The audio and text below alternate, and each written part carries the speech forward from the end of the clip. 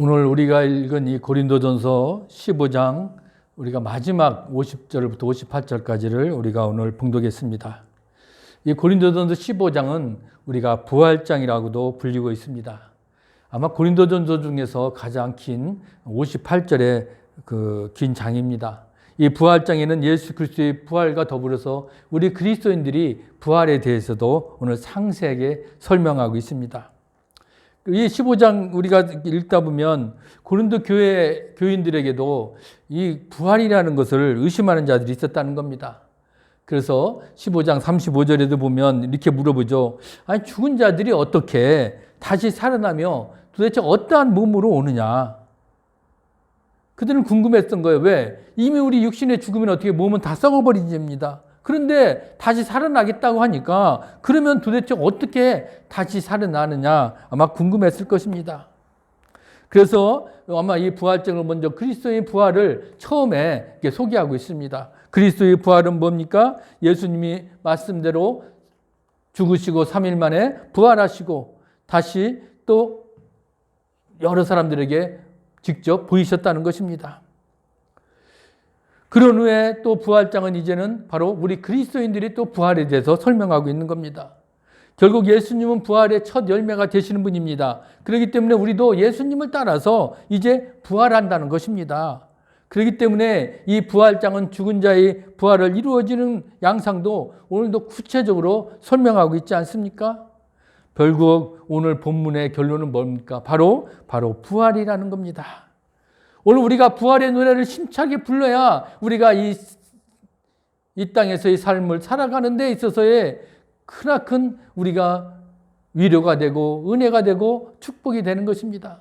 이 부활의 노래를 우리가 부르지 못하고 나아간다면 이미 우리는 죽은 자나 마찬가지일 것입니다.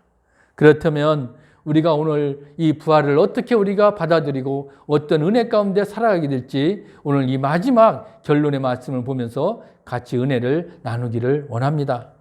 먼저 부활로 인한 변화가 오늘 분명히 나타난다는 겁니다. 예수님이 다시 재림하실 때 분명히 어떻게 우리 몸은 부활한다고 그랬거든요. 그러면 우리 몸은 어떻게 변화된다는 것입니까? 우리 몸이 어떤 식으로 변화가 된다는 것입니까? 오늘 본문은 우리 그래서 부활에 대한 그런 우리 몸이 변화에 대해서 먼저 설명을 해주고 있는 것입니다. 그것이 오늘 50절 말씀입니다. 50절 말씀이 뭐라고요? 형제들아, 내가 이것을 말하노니 혈과 육은 하나님 나라를 이어받을 수 없고 또한 썩는 것은 썩지 아니하는 것을 유업으로 받지 못하느니라. 오늘 이렇게 분명히 말씀하고 있습니다. 여러분, 혈과 육은 뭐라고요? 하나님 나라를 이어받지 못한다는 겁니다. 혈과 육은 뭘까요? 우리 육신입니다. 여러분, 우리의 이 사람의 육체가 뭘로 이루어졌습니까? 혈과 육으로 이루어졌거든요. 그건 히브리서 2장 14절에도 마찬가지입니다. 분명히 얘기했죠. 자녀들은 혈과 육에 속하였음에 그도 또한 같은 모양으로 혈과 육을 함께 지니심은 이렇게 분명히 말씀하고 있습니다. 여러분, 하나님 나라는 우리가 영원한 천국을 우리가 의미하고 있습니다.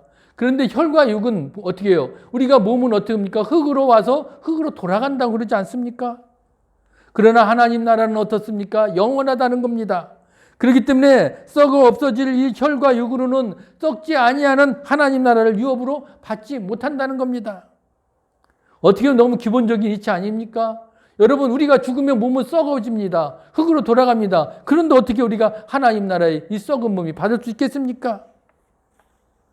그런데 우리 몸은 어디로요? 영원한 천국에서 우리는 누린다는 겁니다.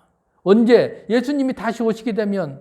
그런데 그때 어떻게 변화가 일어나느냐? 오늘 우리가 그것을 알아야 되는데 51절에 분명히 뭐라고 해요? 보라, 내가 너희에게 비밀을 말하노니 우리가 다 잠잘 것이 아니요 마지막 나팔에 순식간에 후련히 다 변화되리니. 여기서 뭐라고 그럽니까? 오늘 예수님이 다시 오실 때 어떻게 돼요? 우리는 다 후련히 변화된다는 것입니다. 아마 고린도 교회 교인들도 이미 예수님이 다시 오신다는 그런 얘기는 자주 들었을 것입니다. 그런데 문제는 뭡니까? 예수님이 다시 오실 때 어떤 일이 일어나느냐, 그게 궁금했을 것입니다. 그래서 오늘은 그 비밀을 오늘 밝히고 있는 겁니다. 예수님이 다시 오시게 되면 잠자는 자들이 있는데 그들은 이미 잠자는 자들이 누굴까요? 바로 이미 죽어서 무덤에 있는 자들입니다. 그들이 어떻게 해요? 다시 깨 일어나서 예수님을 만나게 된다는 것입니다. 결국 예수님이 재림을 알리는 마지막 그 하나님의 나팔 소리가 울려 퍼질 때 잠자는 자들뿐만 아니라 그리고 어떻게 해요? 지금 살아있는 자들도 어떻게 해요? 마찬가지로 순식간에 변화된다는 것입니다.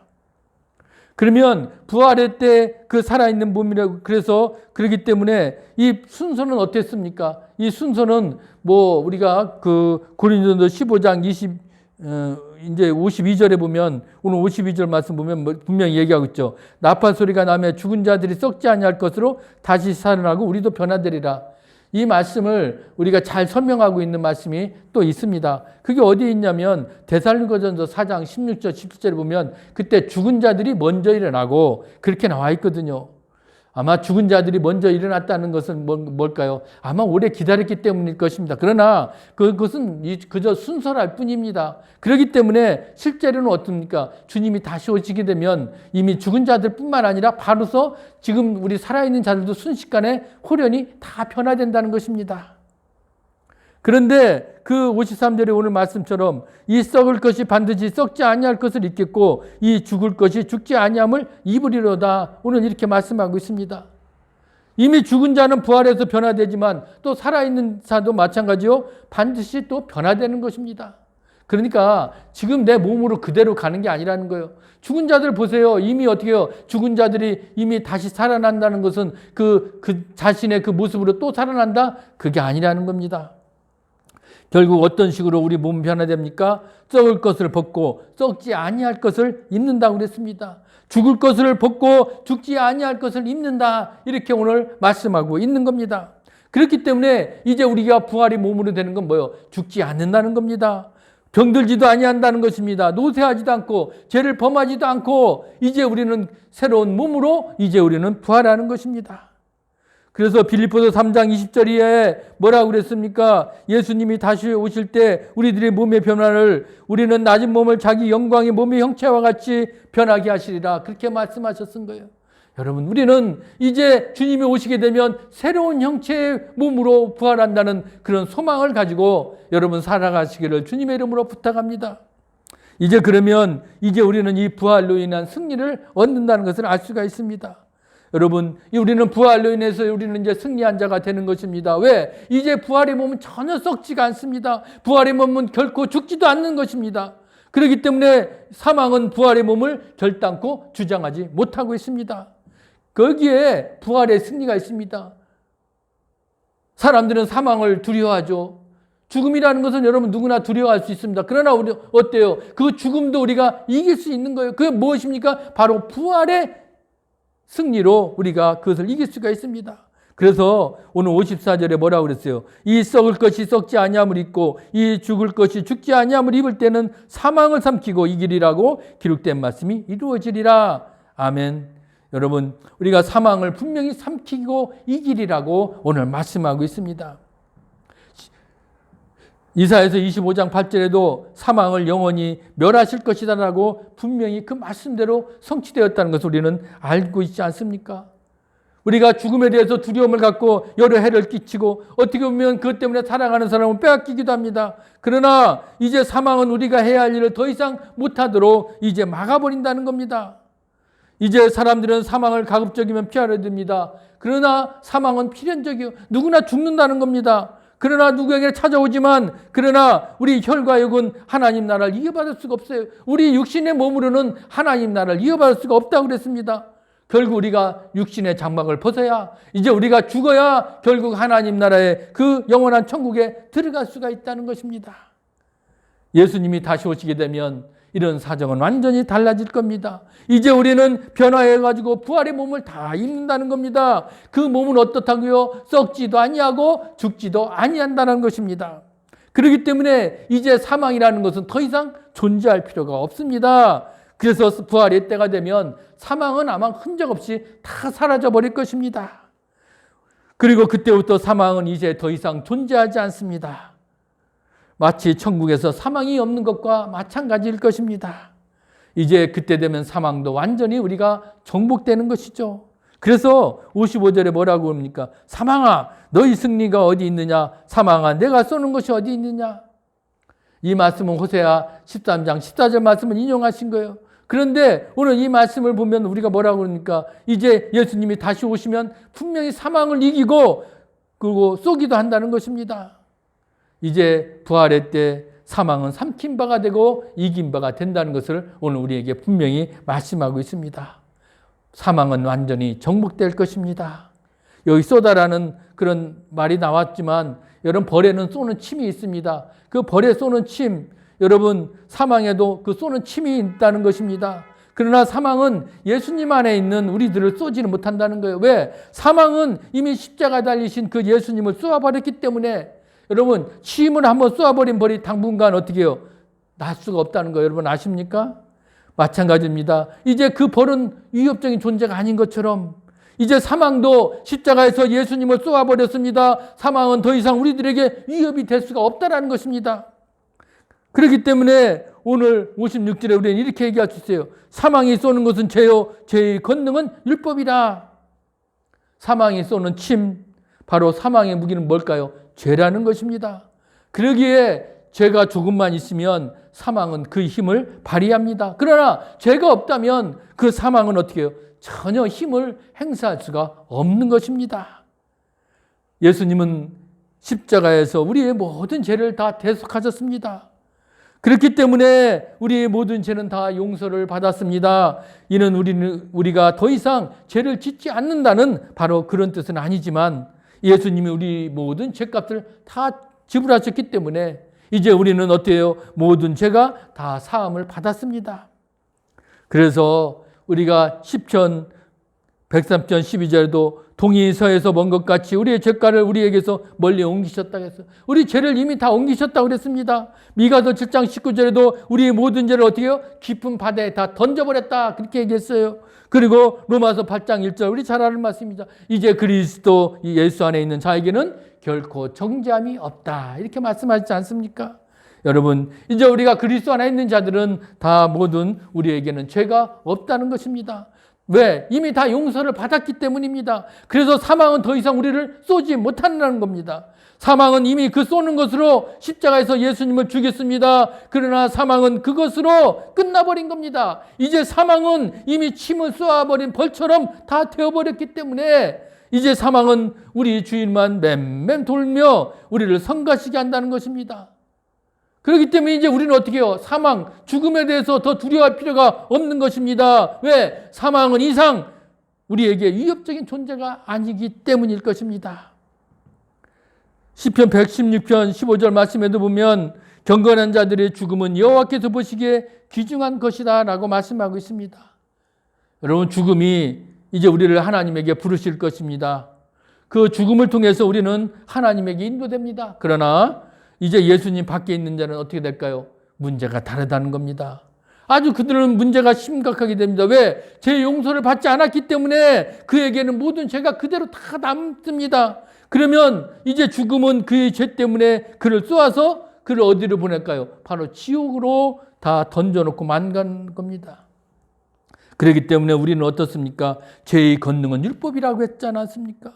한마디로 뭘까요? 우리가 죄를 깨닫게 되는 거, 그게 권능이 바로 율법에 있다는 것입니다.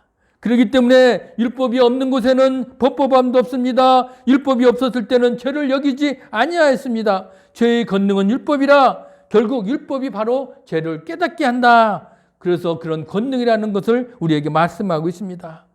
우리가 여기서 율법은 뭘까요? 오늘도 성경에 기록된 성문법, 하나님이 사람이 양심에 새겨진 불문법을 다 포함하고 있다는 겁니다. 그런데 그 율법이 우리의 죄를 어떻게 해요? 드러나게 하는 겁니다. 일단 죄가 드러나면 죄는 사망에서 쏘는 것을 부여할 것입니다. 그 결과 사망은 사람의 영혼을 영원히 죽이게 되는 거예요.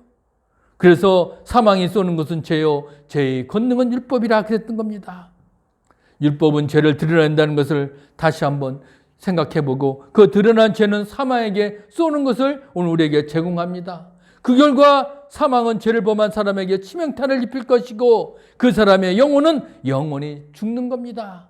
이러한 문제를 해결하기 위해서 우리는 오직 예수님의 보혈로 우리 죄를 다 씻는 방법밖에 없다는 겁니다. 그렇기 때문에 주님이 우리를 위해서 이 땅에 오셨고 십자가에 죽으셨고 거기서 흘리신 피로 우리 죄를 다 사하여 주신 겁니다. 할렐루야. 그렇기 때문에 우리는 사망에서 어떻게 해요? 이길 겁니다. 우리는 부활로 이제라도 사망을 향해서 우리가 사망아 너희 승리가 어디 있느냐? 사망아 내가 쏘는 것이 어디 있느냐? 우리는 사망을 정복했기 때문에 당당하게 주장할 수 있는 것입니다. 여러분, 이제 우리는 죽음에서 우리는 승리한 겁니다. 죽음에서 우리가 이긴 자의 삶을 살아갈 수 있다는 것이 얼마나 감사한지요. 늘 주님의 그 보혈의 피를 우리가 오늘도 감사하며 나아갈 수 있기를 주의 이름으로 부탁합니다. 그러려면 결국 우리가 어떻게 해요? 이제는 그 부활의 승리로 나아갈 때 감사로 이어진다는 것을 잊어서는 안 됩니다. 우리 어떻게 우리가 부활로 인한 변화가 있고 또 부활로 인한 승리가 있겠습니까? 그건 주님의 은혜 아니겠습니까? 그것에 대해서 우리는 늘 감사하는 마음을 갖고 나가자는 겁니다. 오늘 57절에 뭐라고요? 우리 주 예수 그리스도로 말미암아 우리에게 승리를 주시는 하나님께 감사하노니 그랬습니다. 여러분, 우리 힘으로는 우리 모든 율법 지킬 수 있습니까? 지킬 수 없습니다. 우리 힘으로는 이 율법의 문제를 해결할 수가 없었다는 겁니다. 우리 힘으로는 사망에 쏘는 것도 막을 수가 없었습니다. 그럼에도 불구하고 우리가 승리하는 것은 봐요. 하나님은 우리에게 승리를 주셨다는 거예요. 그 승리의 근원이 무엇이겠습니까? 바로 하나님이신데 그 하나님 앞에 우리는 감사할 수밖에 없습니다. 누구 때문에? 우리 예수 그리스도 주님 때문에 우리가 오늘도 우리에게 승리를 주셨다는 겁니다. 그분 때문에 우리 죄를 다 사하여 주셨고요. 그렇기 때문에 오늘 우리가 그 죄의 싹진 사망을 우리가 받았지만 이제 예수님은 전혀 죄가 없는 분 아니었습니까? 예수님은 율법을 온전히 다 성취하신 분입니다. 예수님은 자신을 대속물로 드리셨습니다. 그래서 하나님이 공의를 만족해 하셨고요. 또 예수님은 죽은 자 가운데서 부활하심으로써 사망을 이기게 하신 분입니다. 예수님은 우리 모두를 위해서 그렇게 하신 겁니다. 그렇기 때문에 우리는 예수 그리스도로 말미암아 승리를 얻은 겁니다. 우리는 예수 그리스도로 말미암아 우리에게 승리를 주시는 그 하나님께 그래서 감사하는 겁니다. 여기서 오늘 주시는 하나님께 이 주시는 것은 현재 분사형입니다. 계속 주신다는 겁니다. 지금 현재 이 순간에도 여러분 우리에게 주시는 것입니다. 그렇기 때문에 오늘도 우리는 믿음 안에서 승리할 수 있습니다. 오늘도 주님 때문에 우리에게 승리를 주시는 하나님께 늘 감사한 마음으로 우리가 나아갈 수밖에 없는 겁니다. 여러분, 하나님께 감사하는 마음으로 나아갈 수 있기를 주님의 이름으로 축원합니다. 이제 우리는 부활로 인한 그러면 삶의 자세를 어떻게 가져야 될까? 여러분, 우리가 부활로 인한 영광스러운 내 몸의 변화가 일어납니다. 앞으로 부활로 인한 확실한 승리가 있습니다. 부활로 인한 넘치는 감사가 있습니다. 그러면 이제 내 삶에 어떤 자세로 나아가야 될 것인지 그런 마땅한 자세가 있어야 되지 않겠습니까?